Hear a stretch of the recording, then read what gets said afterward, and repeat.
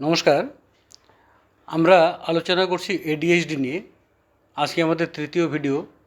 সেই তৃতীয় ভিডিওতে আমাদের যে আলোচ্য বিষয় সেটা হচ্ছে ইনঅ্যাটেনশন। ইনঅ্যাটেনশন এডিএইচডির একটি সিমটম। এই ইনঅ্যাটেনশন এমন একটি ফ্যাক্টর, যে ফ্যাক্টর দেখে আপনারা প্রাথমিকভাবে ধরে নিতে পারবেন যে তার একটা বাচ্চার এডিএইচডি আছে কি না, অর্থাৎ সে হাইপার অ্যাক্টিভ কি না, অথবা অ্যাটেনশন ডেফিসিট তার আছে কি না। প্রথমেই আসা যাক যে কতগুলো ইস্যু। ইনঅ্যাটেনশনে মোট 8খানা সিমটম আছে, যার মধ্যে যদি 6খানা সিমটম যদি কমপক্ষে 6 মাস ধরে দেখা যায় এবং তাতে বাচ্চারা ম্যাল অ্যাডাপটিভ বিহেভিয়ার করে থাকে, অথবা ডেভেলপমেন্টাল প্রবলেম তাকে দেখা যায়, অথবা যদি তার অ্যাবনর্মালিটি দেখা যায়, এই ইস্যুগুলোকে নিয়ে যে 8খানা পয়েন্ট আমি বলবো তার যে কোনো 6টাতে যদি বা তার বেশিও যদি দেখতে পান, নিশ্চিন্ত বলা যায় ছেলেটি ইনঅ্যাটেনশন জনিত কারণে এডিএইচডিতে ভুগছে। প্রথমেই দেখুন, যে বাচ্চা এডিএইচডিতে ভোগে তার স্বাভাবিক লক্ষণ হচ্ছে সে কোনো কাজে, পড়াশোনায় বলুন বা খেলাধুলায় বলুন বা কোনো কাজেই সে মনোযোগ দিতে পারে না। কিছুক্ষণ একটানা মনোযোগ ধরে রাখা তার পক্ষে খুব কষ্টকর, এবং এর ফলে কি হয়, এরা খুব কেয়ারলেস মিস্টেক করে।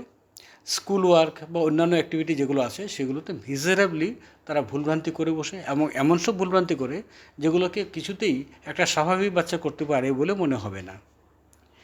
দ্বিতীয় ইস্যু যেটা হচ্ছে সেটা হচ্ছে যে তাদের অ্যাটেনশন ইভেন খেলাধুলার প্রতিও কখনো থাকে না। তারা খুব ডিফিকাল্টিতে ভোগে যে তাদেরকে যদি খেলতে পাঠানো হয় খেলায় আগ্রহ দেখাতে পারে না বা অ্যাটেনশন দিতে পারে না, পড়াশোনা করতে বললে তাতে অ্যাটেনশন দিতে পারে না। এটা সেকেন্ড ইস্যু। এডিএইচডিতে তৃতীয় লক্ষণ হলো যে বাচ্চারা যারা নাকি এডিএইচডিতে ভুগছে তাদেরকে যখন সরাসরি কিছু জিজ্ঞেস করা হয় বা তাদের সঙ্গে কথা বলা হয়, তারা তৎক্ষণাৎ সেটা বুঝে উঠতে পারছে সেরকম মনে হয় না। তাদের মনে হয় কোনো একটা অসুবিধায় ভুগছে, যে তাকে যেসব প্রশ্ন করছি বা যে কথাগুলো বলছি সেগুলো সে হয়তো আদৌ বুঝতে পারেনি, অথবা বোঝার চেষ্টা করেও সে সমর্থ হতে পারেনি। 4 নম্বর ইস্যুতে আসা যাক।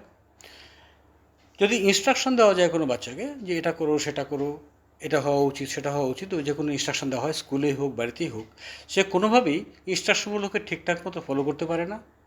স্কুলের যেসব টাস্ক আছে সেগুলো শেষ করতে পারে না, হয়তো অর্ধেক করেছে বাকি অর্ধেক করতে পারছে না। বা যারা নাকি কাজে লেগে গেছে, এমন এমন যদিও পেশেন্ট থাকে যারা স্কুলের বাইরে কোনো কাজ করে, সেক্ষেত্রে তাদের কাজগুলোও ঠিকমতো করতে পারছে না, অর্থাৎ ডিউটিতে মন দিতে পারছে না, ডিউটির কোনো কাজই তারা ফিনিশিং দিতে পারছে না। এর পরের ইস্যুটাতে আসা যাক।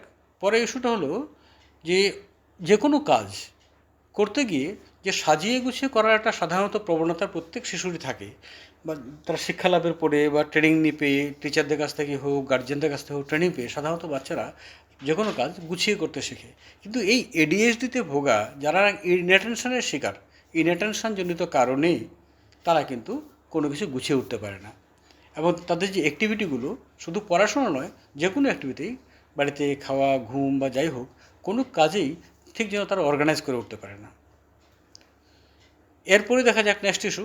নেক্সট ইস্যুতে আমরা দেখতে পাচ্ছি যে বাচ্চারা সব কিছুতেই, যে কোনো সিরিয়াস কাজেই তারা আগ্রহী হয় না, অ্যাভয়েড করার চেষ্টা করে।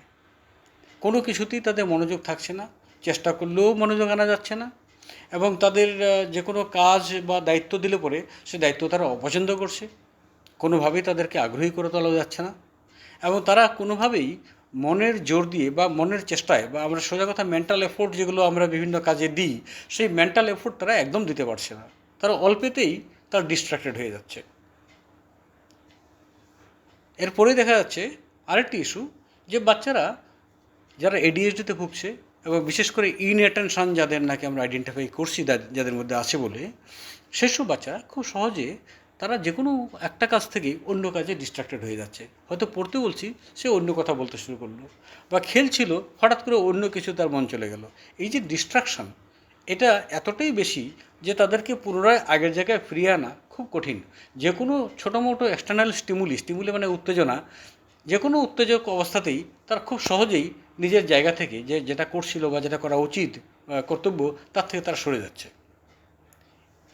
আর লাস্ট যে ইস্যুটা আছে ইনঅ্যাটেনশনের, যে সবচেয়ে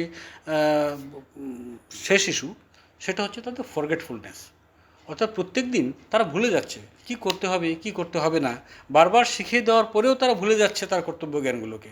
তার ডেইলি অ্যাক্টিভিটি কী থাকবে, কখন খেতে হবে, কখন ঘুমোতে হবে, কখন কোন কাজ করতে হবে, সেগুলো সব তারা ভুলে যাচ্ছে, তার মনে রাখতে পারছে না। এই এই যে 8খানা ইস্যু আমি বললাম, এই 8টা ইস্যু হচ্ছে ইনঅ্যাটেনশনজনিত কারণ।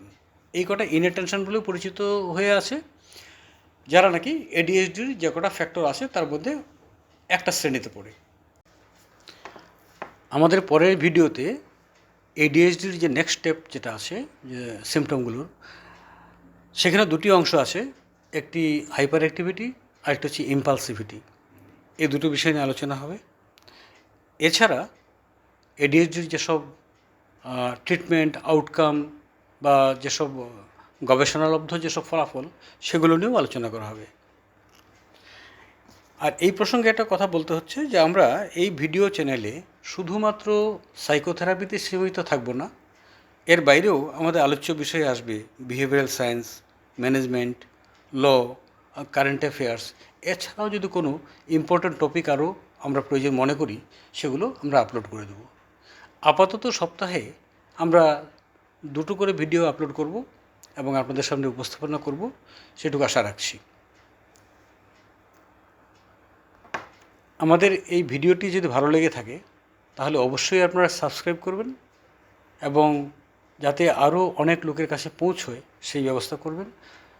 তাছাড়া এই ভিডিওটি যদি কারো উপকারে আসে, সেটা সত্যি আনন্দের বিষয় হবে।